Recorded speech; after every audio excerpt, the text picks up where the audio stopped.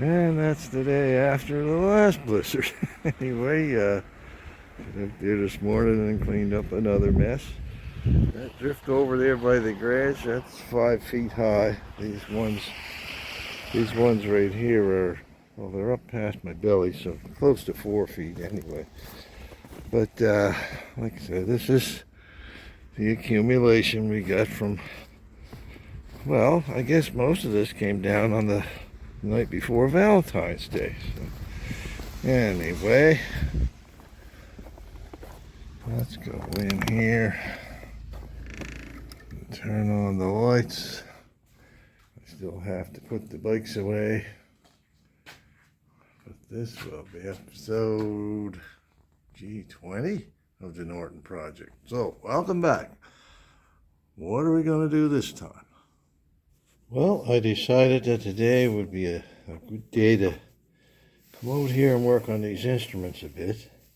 I tested both of these, the tach and the speedometer here, on the drill. I can't tell you how actually accurate they are until they're on the bike. But anyway, on the drill they move smoothly. They don't seem to wobble around or anything. So I'm happy with that speedometer. That cleaned up really nice, and I buffed up the what would you call that? The outer casing, I guess. Anyways, anyway, the face cleaned up good. The glass looks good. Everything looks good there. But the tach, there's a little bit to be desired. I haven't polished this this case up yet, but anyways, you can see right there by my finger that that shade band right there that keeps the light from the night light, glowing on the numbers nicely. It's gotten all rusty and it's lost a bunch of the paint. The actual face of the tach looks fine, but these little areas here need to be cleaned up because, well, that looks like shite to me anyways. So anyway, got to get that cleaned up. To get that cleaned up, then that chrome bezel has to come off of here. It's a bit of a fiddly job. Like what I will tend to do, I've actually got that nice pine board out there, something with a little bit of give to lay it on while I'm working at, and I'll put this little terry cloth rag over it. That will give me something soft to set that on when I'm doing it. And there's probably a proper tool for doing that. But anyway, what I generally use is just a small screwdriver, and I go around the edge and just gingerly pry that away until I can get the bezel off. Now, I have purchased some of these new metal bezels if I happen to ruin this one, but if I'm lucky, I won't hurt it. I mean, there's no dents in it or anything, no reason why it can't be reused. But the first thing to do is get that off, hopefully not break the glass. I started prying away at this old bezel here, and as you can see, this was already cracked anyway, so it's going to come off pretty easy where it's already cracked up like that. So I'll just use one of those new bezels that I bought. I can't remember who I bought them from, but I've had them probably about 10 years now. I use one every now and then. I also bought a few glasses as well, but what I've been doing in the last, I don't know, 10 years or so, I prefer to go, if the old one breaks, I prefer to keep the old proper glass if I can, but if I break one, I'll just replace it with Lexan. And Lexan's a wonderful form of acrylic. You can put it in a vise and hit it with a hammer and it won't break, so it makes great lenses for these. I've actually got one of my other Norton over there, so that's been in there for at least 10 years, and it hasn't yellowed or anything yet. So anyway, I'm just going to keep on prying around the edge of this to get this to the point where I can actually get it off. Play my cards right, don't damage the glass. That's why I've got this sitting on a nice pine board and that little piece of terry cloth over the top of it. Gives it a softer ridge to work on. There's another crack. Alright, I'm just going to keep on going here. I'll put near there. I might as well keep going without pausing that video for now, because I'm pretty close to having this old bezel off of here. Okay. Well, that's awfully close. A bit more. It's falling apart now, I think. Carefully. Oh yeah, that's really badly cracked. Funny you couldn't see that around the edges there. All right. Got the glass separated there. Nice enough there. Wait a minute. Got my handy old pocket knife right in my pocket. Slip that underneath the glass. There we go. There's the piece that's ugly. That needs to be painted.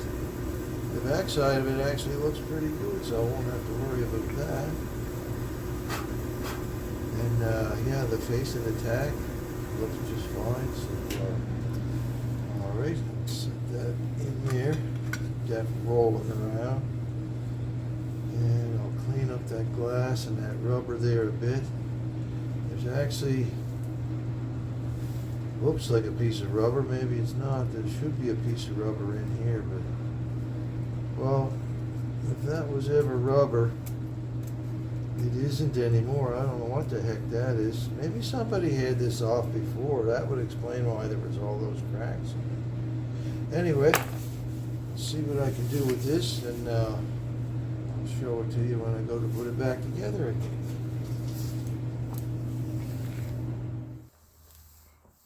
Right, well, here we are. See, I've got that shade all cleaned up, painted black in there, so that looks good. That's a brand new bezel that I happened to find. I think I have one more left for another project. I really should order some more of those. I'll put new rubbers in it on each side of the glass. Glass I carefully cleaned on the inside and the outside. So now, the trick is to roll the edge of that bezel, that edge right there, up over this part to hold it in place. Now I know that there must be a special tool around somewhere for doing that. But what I'm going to do is just use a screwdriver handle, the blunt end of it like that, and push, and I'll go in 4 points, then I'll go in 8 points, then I'll go in the 16ths in between. And if everything goes right, I should be able to get that edge pinched over and holding on, hold that bezel in place, or that bezel, I mean, in place.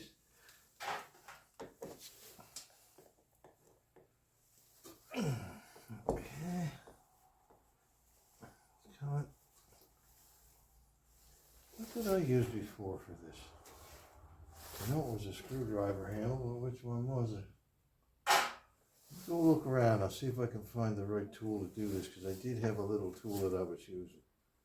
Let me think now. Oh, it might have been a larger drift that I was using to push on it. Bear with me. See if I can find that. Okay, that's what I was using the last time. I have used a screwdriver handle before, but it's hard to get a good purchase on it, get a little bit of weight there. So yeah, you can see I've got this little spot pushed over there now. So now I'm going to go 1/4 of the way around and push that down. And you can hear it almost makes a little squeak when you do that, because the chrome is it doesn't like to be bent like that. But anyway, now I've got that one, so I'm going on this side. While you're doing it, put some weight down on the speedometer body. Make sure that everything is closing up like it should. Okay. Now I've got 4 places pushed down. I'll just get that other one right here. Get that a little bit harder to push. Put a pair of gloves on. A little easier on the palm of the hand. Here's the right hand. There we go. Yeah, this will make it better. That way I can get that palm on my hand right up against it. Yeah, that works better. Yeah. If I were you and you're doing this, I would recommend you use, start with something old and beat up like that. You know, if you happen to break the glass, hey, the glass is already broken, but you could practice getting the bezel on and off, and if you can get that off without cracking it, you can put that back on again too. So anyway, I'm going to carry on with this. This time I'm going to go in quarters in between the 4 quarters that I've already pushed down. Okay. And I'm going to do opposite sides.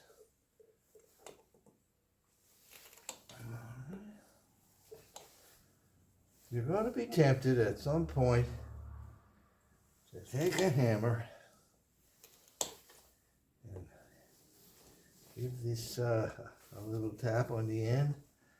I got to tell you that that's not a good idea, because that's when you break the glass. Now, that's in place now. I don't know if the camera's focusing on that or not. Get around the other side. Anyway, yeah, that's in place. It's not going to fall off.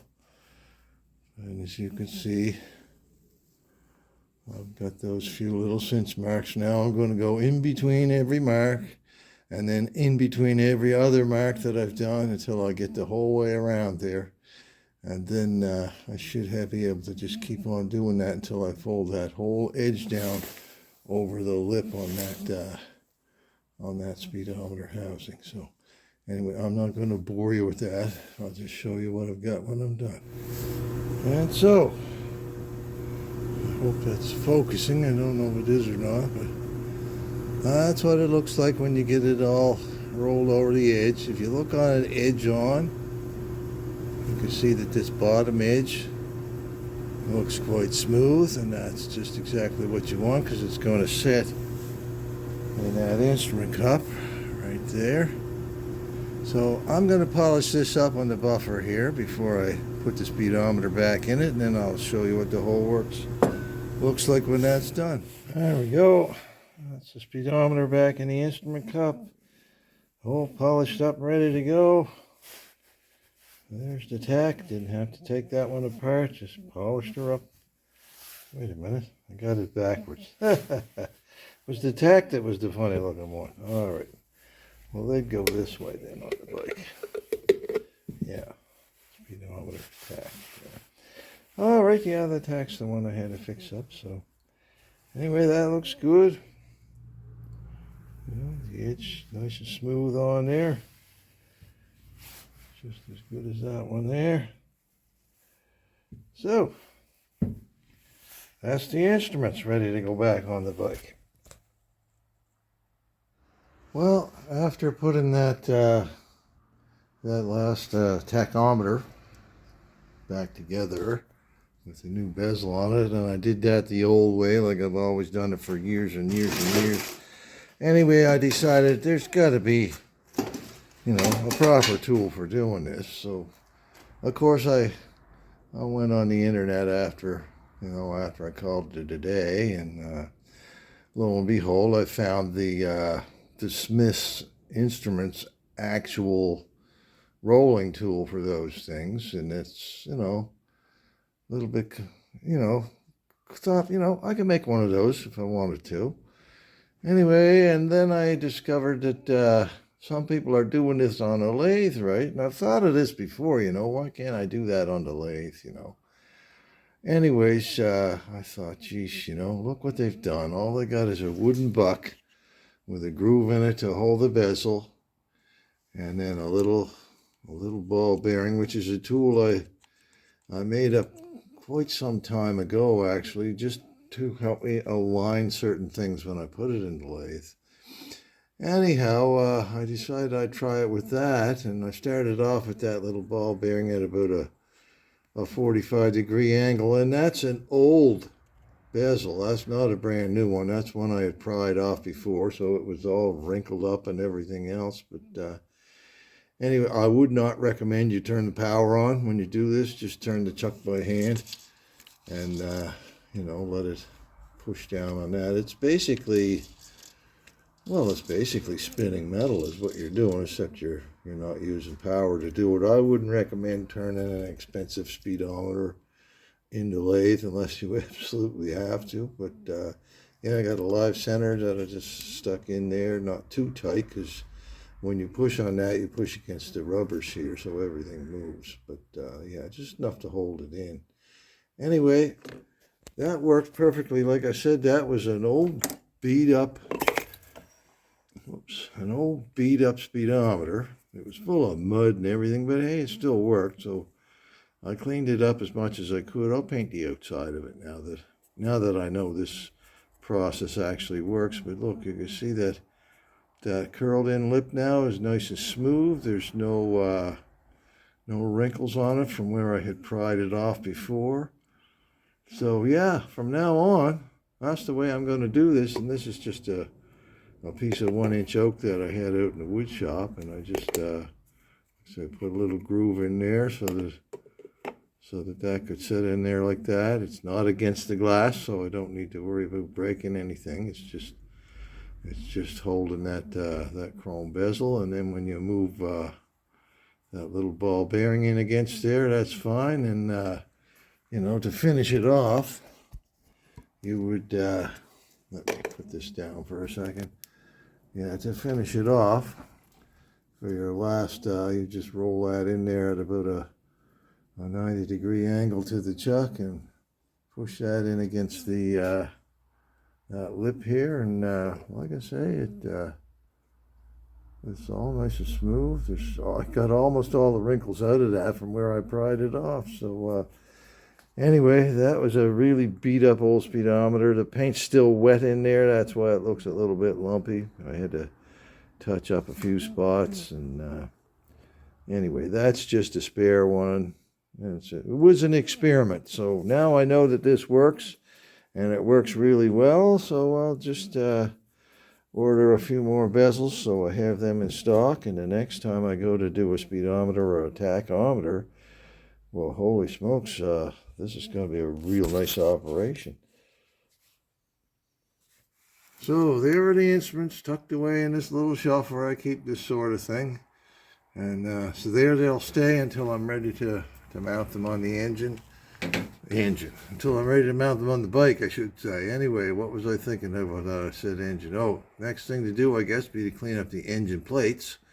Get them ready to install the iso-elastics and also the Z plates on the side of the bike, the aluminum plates that hold the mufflers and the rear pegs. I will be cleaning and polishing them as well. So meanwhile, you can click like or subscribe if you want to, and I'll keep you posted. Thanks for watching.